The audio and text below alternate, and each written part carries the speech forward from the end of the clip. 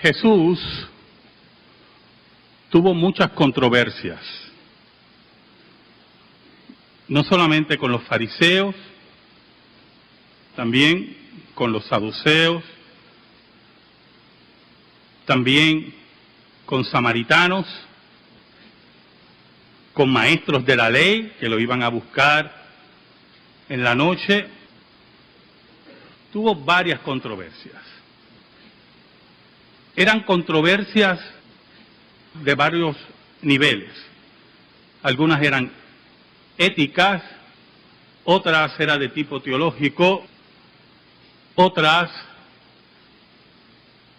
eran preguntas que se le hacían en forma sincera, otras eran preguntas capciosas para que él pudiera caer en alguna trampa,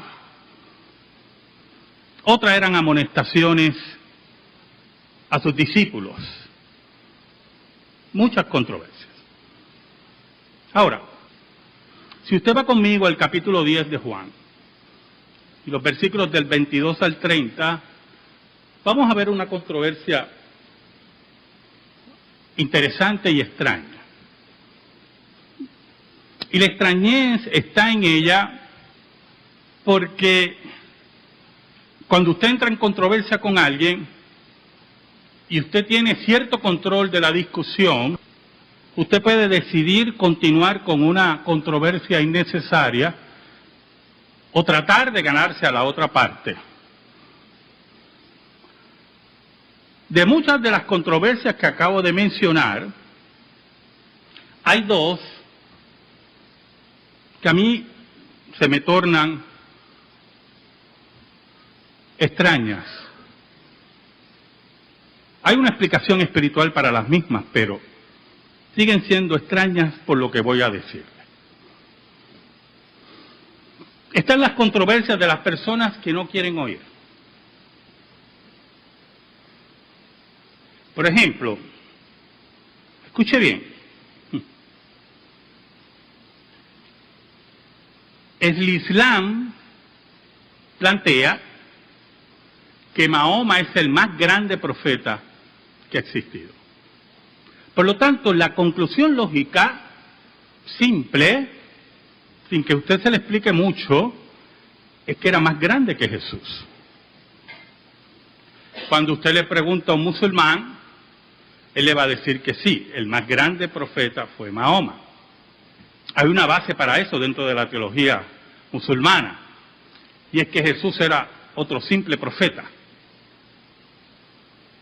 Por lo tanto, no hay que tener mucha inteligencia para entender lo que cree el Islam en relación a la figura de Mahoma en contraste con la persona de Jesús, basándonos en la teología del Islam.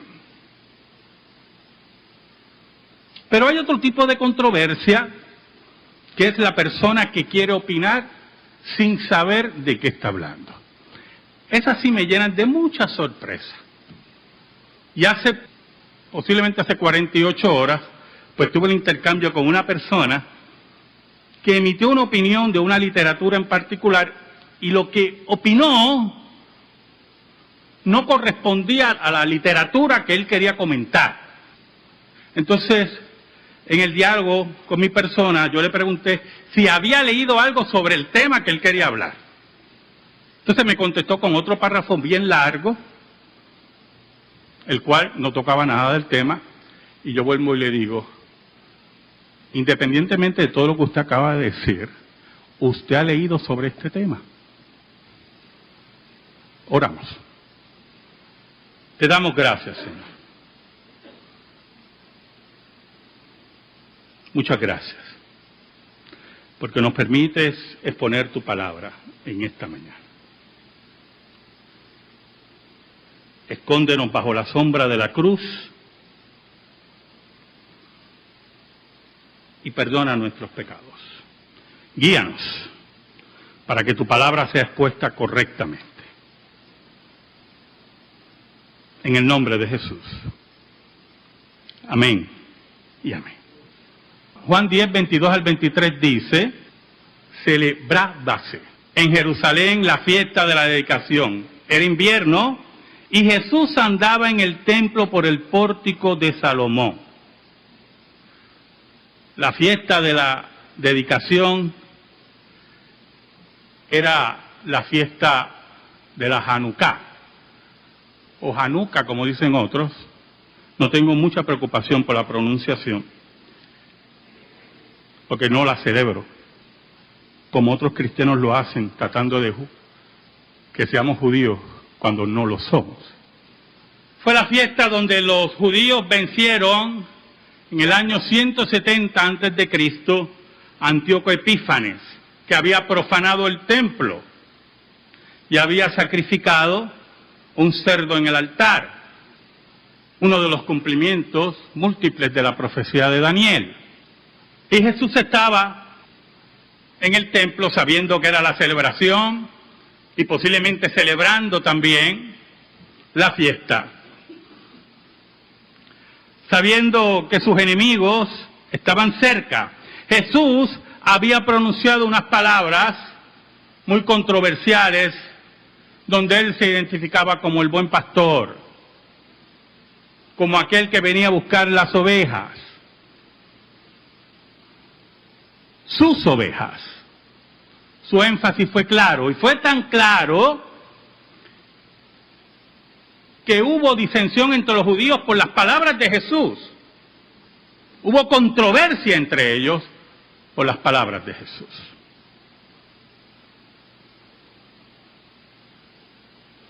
El versículo 24 nos dice, y rodearon los judíos y le dijeron, ¿hasta cuándo nos turbarás el alma? Si tú eres el Cristo, dínoslo abiertamente. ¿Sabe, hermano?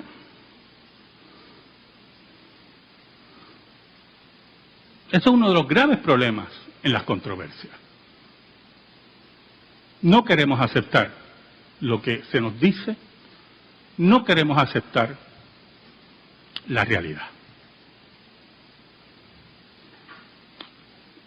Desde que Puerto Rico entró en su problema económico y su declaración al título 3,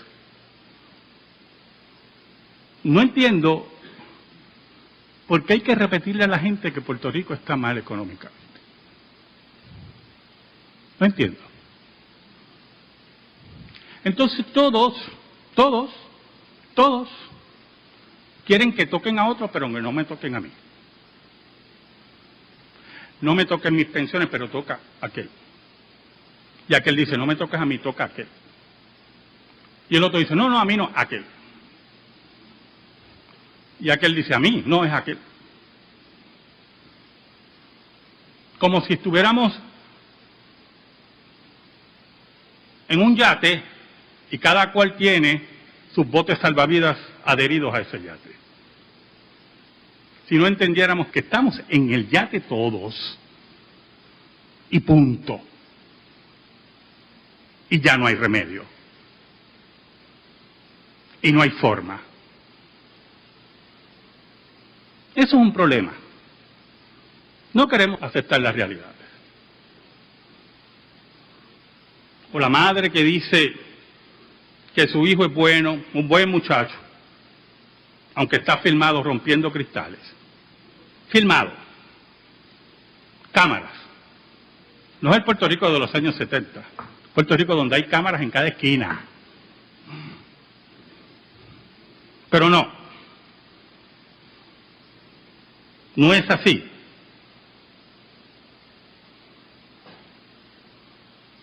Los creyentes somos personas a base de lo que dice la Escritura, de ver las realidades y aceptar los conceptos claros. Y no caer en la ridiculez impía de negar lo que es evidente.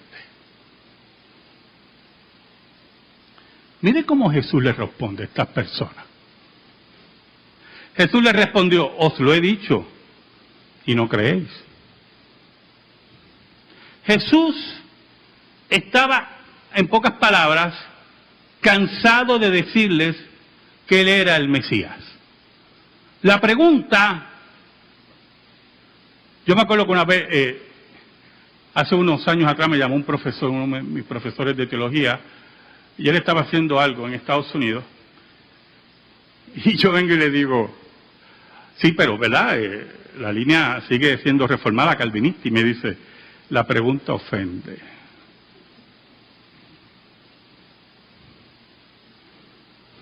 La pregunta que ellos le hacen a Jesús es una pregunta ofensiva.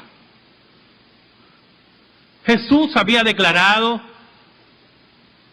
decenas de veces que era el Mesías. Pero ellos insisten porque no quieren escuchar. Pero aún más, no pueden escuchar.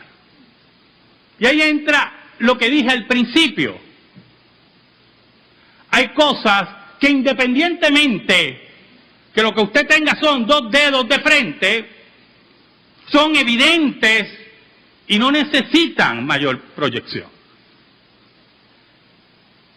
Si el Islam dice que Mahoma es el más grande profeta, no hay que aclarar que es más grande que Jesús. Ese es el pensamiento del Islam. Y punto. Y usted no necesita mayores explicaciones. Si Jesús declaró que era el Mesías, no hay necesidad de preguntar. Pero Jesús añade otra cosa. No solamente sus declaraciones, porque cualquiera puede decir eso, ¿verdad? Yo puedo decir que soy una sandía en 2 patas, pero que sea la verdad es otra cosa. ¿Verdad que sí? O los que dicen que son Napoleón Bonaparte. ¿Verdad que sí? Jesús añade algo muy importante. Él dice, os lo he dicho y no creéis, las obras que yo hago en nombre de mi Padre, ellas dan testimonio de mí. Y ese era el problema de Jesús. Porque no solamente se paraba en la plaza de Jerusalén y decía que era el único camino, sino que obraba en concordancia sus palabras. Y ese era el grave problema aquí. Porque vuelvo a decir, usted puede decir que es una sandía, pero que lo demuestre es otra cosa. Por lo tanto, no solamente Jesús recalca su declaración, sino también recalca sus obras.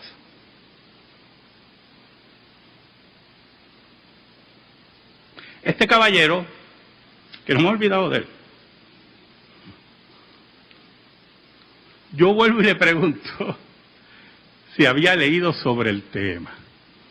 Y por fin, en otro párrafo muy largo, me dice al final, bueno, la verdad que no.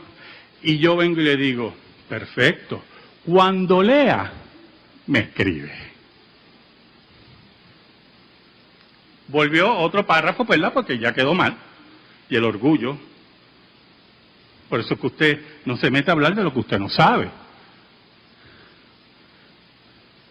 Yo me acuerdo una vez, un artista de nuestro país, que estudió ciencias, un hombre muy preparado, y empezó a hablar de física cuántica. Muy interesante lo que decía.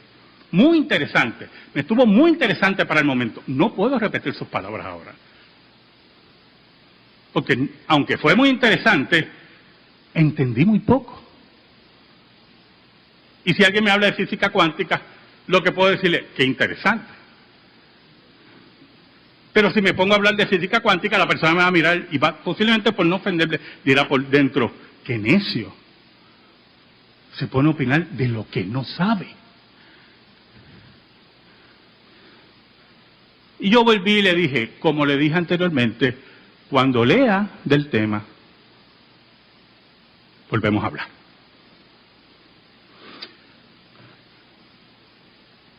¿Qué hizo el caballero? Borró todo el diálogo, incluyendo mis palabras. No sé cómo lo hizo, pero borró todo el diálogo. ¿Por qué? Porque quedaba en evidencia. Su orgullo fue, ¿qué? Trastocado. ¿Qué ocurre aquí?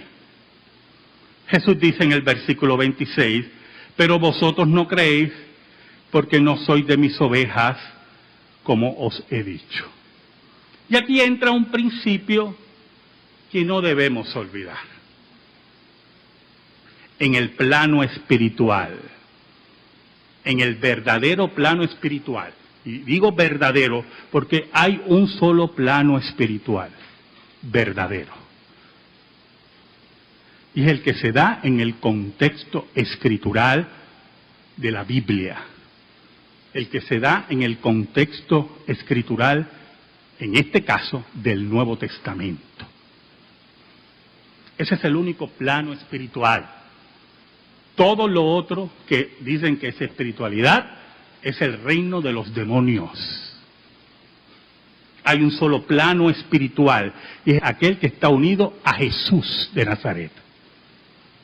En este plano espiritual, Jesús habla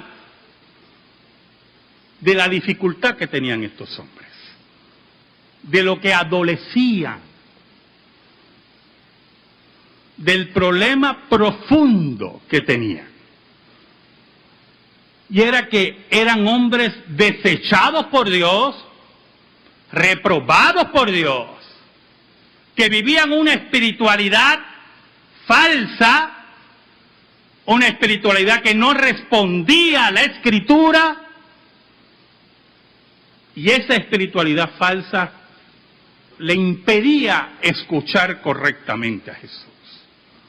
Por lo tanto, no solamente afectaba su destino eterno, sino también afectaba su proceso cognoscitivo de entender cosas simples en ese plano. Entonces Jesús les dice, mis ovejas, versículo 27, mis ovejas oyen mi voz y yo las conozco y me siguen. Número uno, hay una respuesta positiva de aquel que es de Jesús. Hay una respuesta en la cual sigue la voz de su pastor. Pero aún más, ese plano espiritual nos dice que Dios, en este caso Jesús, conoce esas ovejas. Es una espiritualidad íntima entre Dios y los suyos. Es una espiritualidad íntima entre los que Dios ha elegido. Ellos no escuchaban a Jesús. Recuerda que estoy repitiendo lo que dice Jesús ahí. Porque no eran de sus ovejas. Por lo tanto, la controversia que había empezado en el capítulo 10 de Juan se agudiza en esta discusión. Y Jesús nos enseña un método de debate, de apología.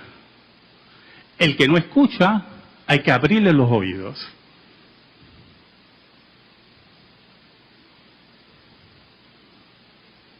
Betances decía que cuando el grande no escucha al pequeño, el pequeño tiene que abrirle los oídos a tiros. Así decía Betances. Mentalidad revolucionaria, ¿verdad? Lo que hicieron también los revolucionarios americanos, ¿oyeron? Que le abrieron los oídos al rey Jorge a tiros.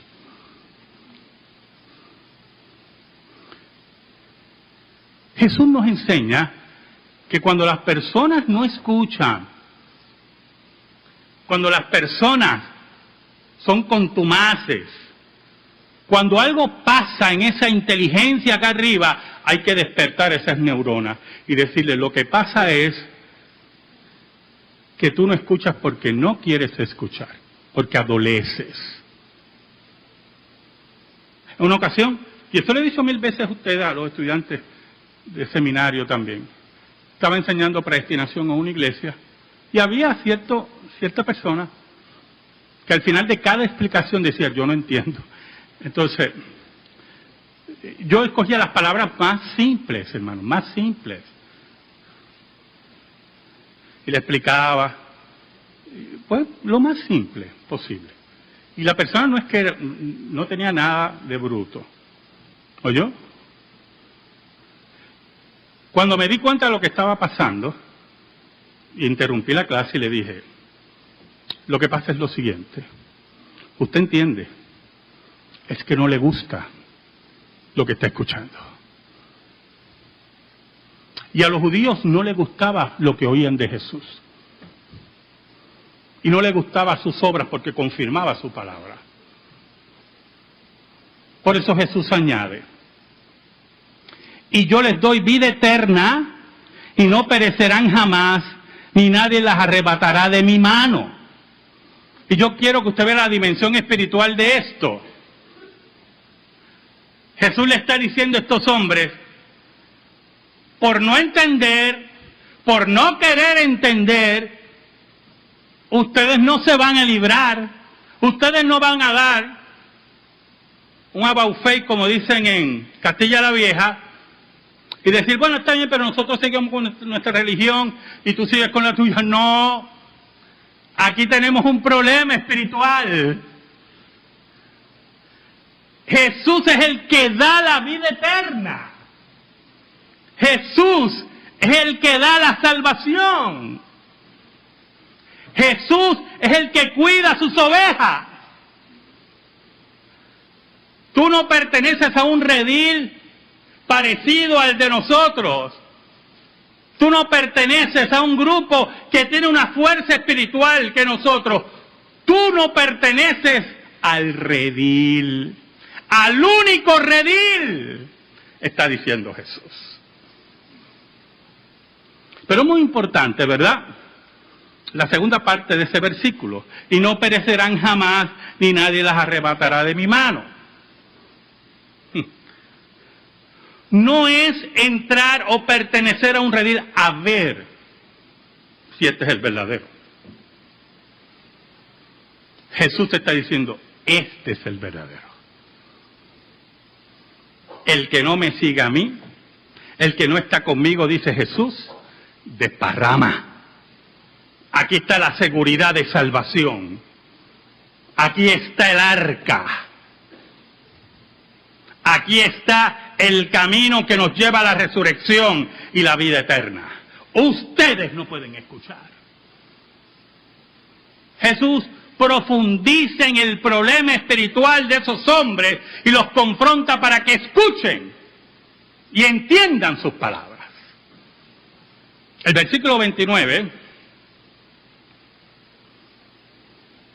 es más atrevido, porque Jesús apela al Padre, escuche bien, al Dios que ellos creen, para decir que lo que Él hace, que lo que Él predica, está acorde con Dios.